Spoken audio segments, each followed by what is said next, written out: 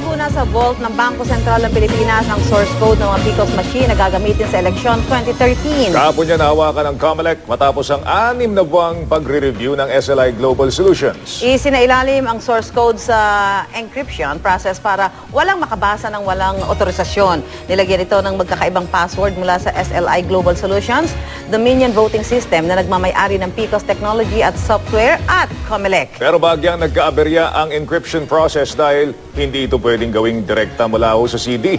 Kinailangan tuloy ilipat ito sa desktop computer ng COMELEC. Sa ikalawang pagsubok po, kumurap-kurap naman po ang ilaw. Pero nagtagumpay din ang encryption. Iyon nga lang, may mga alingas-nas pa rin ang pagdududa. Pwedeng-pwede raw kasi itong mahak. Depensa naman ng COMELEC, matagal ang aabutin sakaling may manghak dito.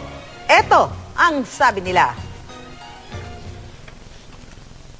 These are the 3 words: proper, accurate, and secure. That is the certification of the SLI. Mr. Chairman, on behalf of DBS, I'm happy to provide you the 2013 source code.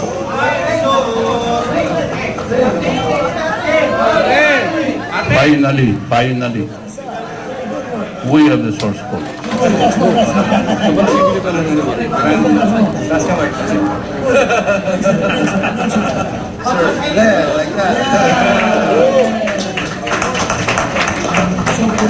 Sir, para ka bang nabunutan ng tinik ngayon? Oo naman, napakagaan ng katawan. Kulang na lang, gusto ko nang maiyak. The BSP is prepared to comply with its mandate to safekeep the safety deposit box containing the source code.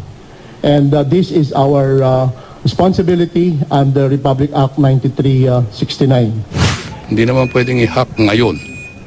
At this stage, hacking will take 6 months to 1 year.